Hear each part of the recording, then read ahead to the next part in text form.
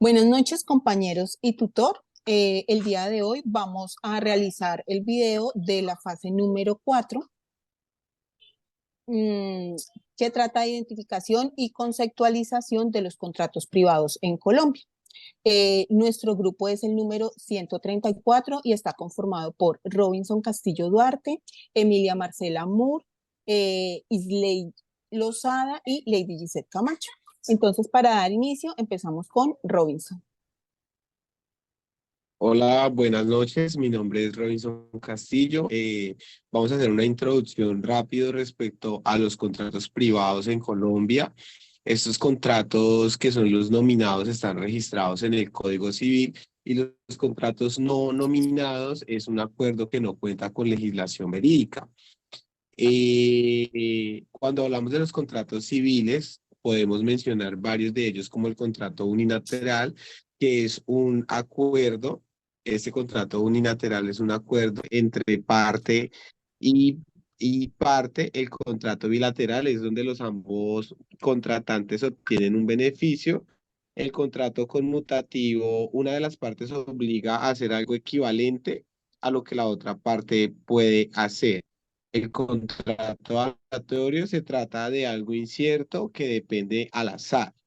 E igualmente contamos con el contrato solemne, es cuando se requiere que cumplan de ciertas formalidades establecidas por la ley, y el contrato consensual, que es cuando se perfecciona por él solo el consentimiento de las partes. Cuando hablamos de los contratos comerciales, tenemos el de compraventa, que este contrato de compraventa es un acuerdo entre las dos partes, entre el vendedor y el comprador.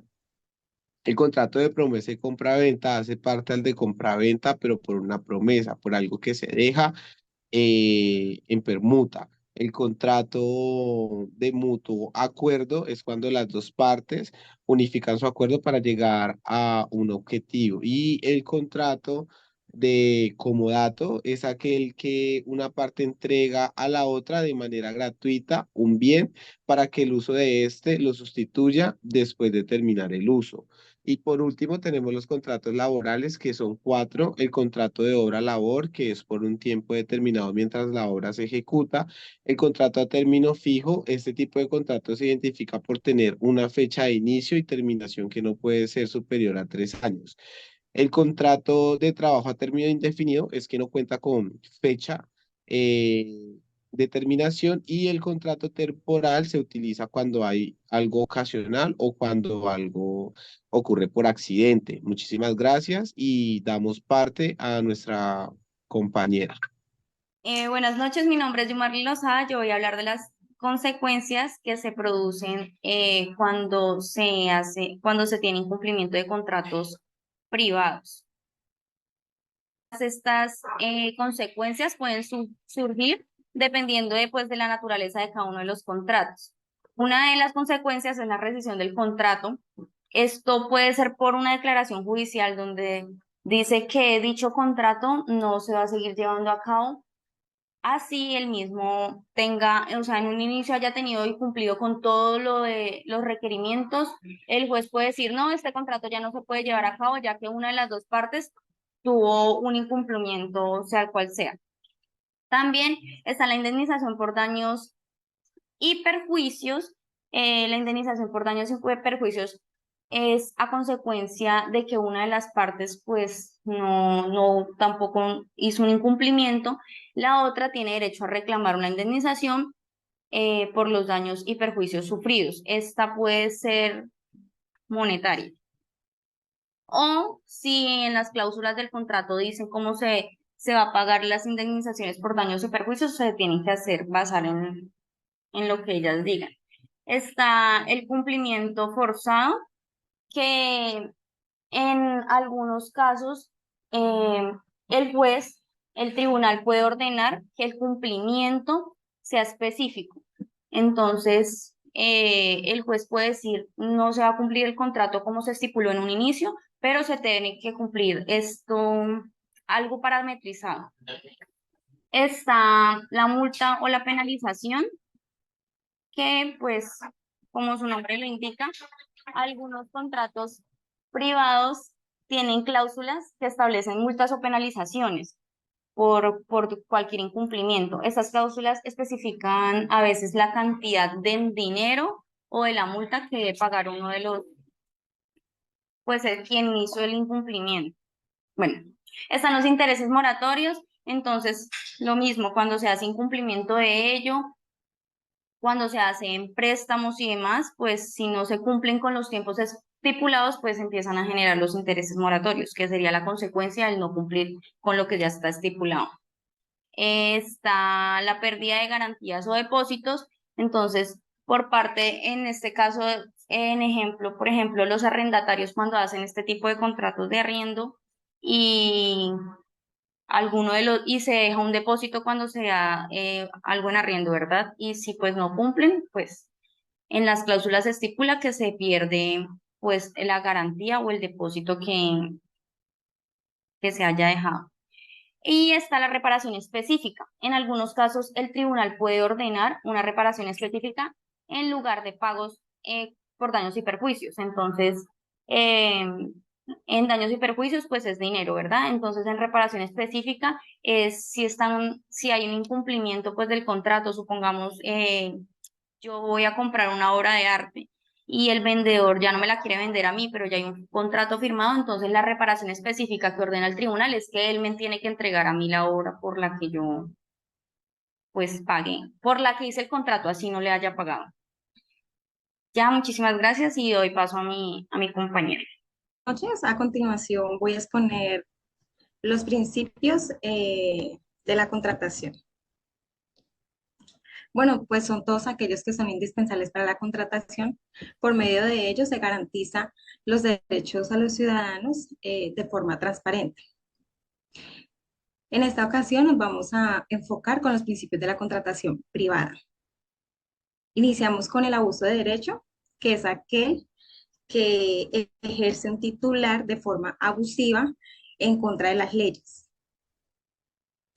Tenemos por segundo el de la buena fe, que es que se debe actuar, implica que ambas partes se deben comportar de manera legal.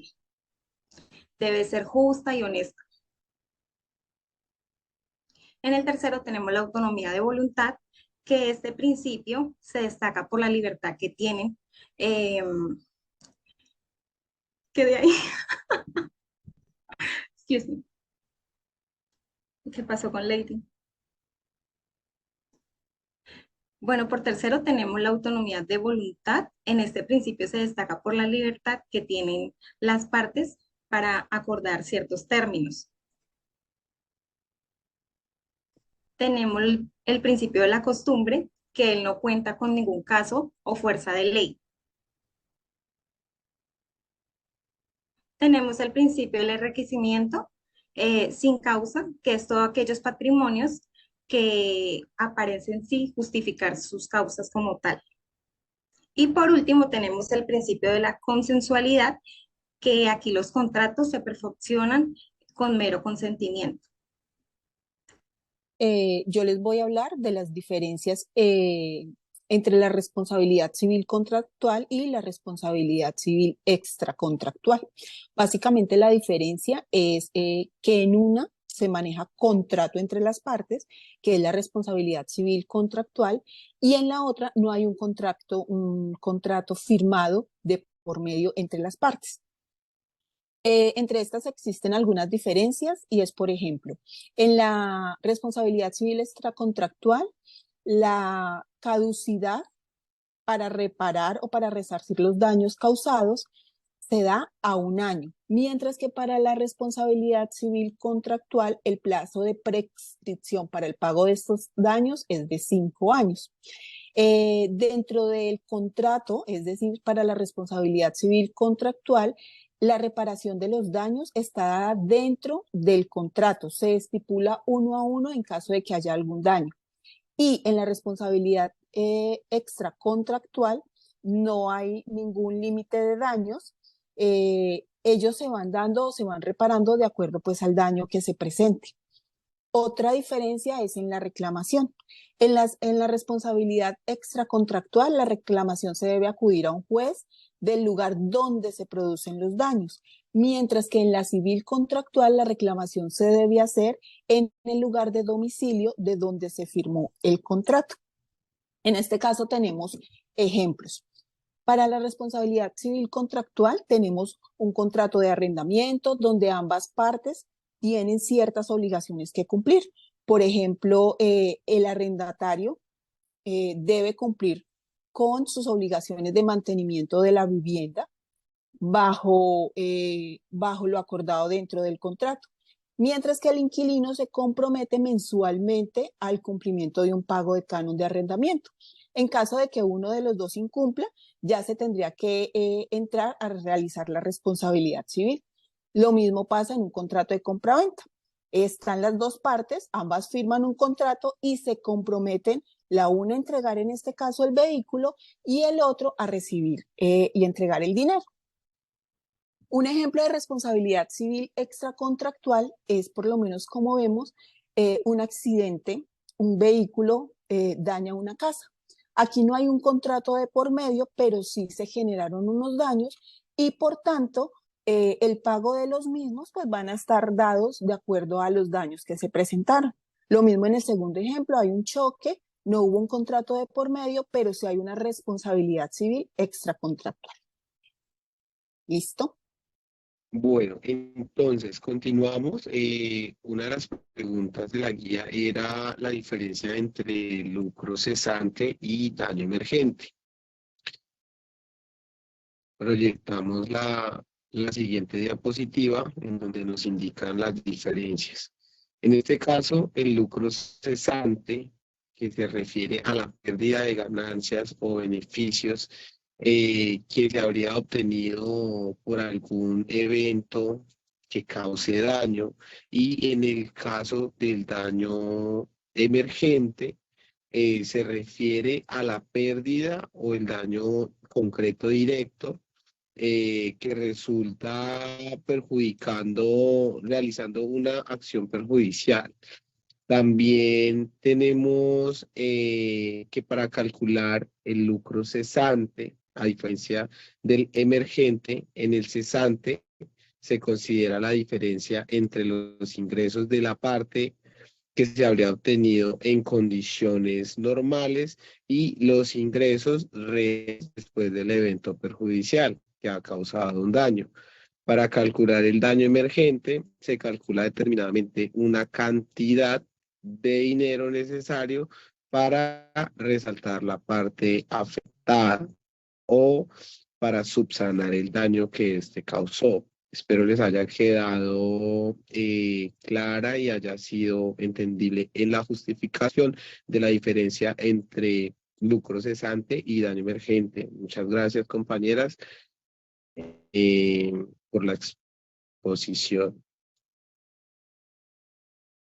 Listo, gracias a todos por la participación y esperamos haber aclarado, como lo dijo el compañero, sus dudas en los temas que presentamos. Muchísimas gracias, buenas noches. Chao. Gracias, Robert.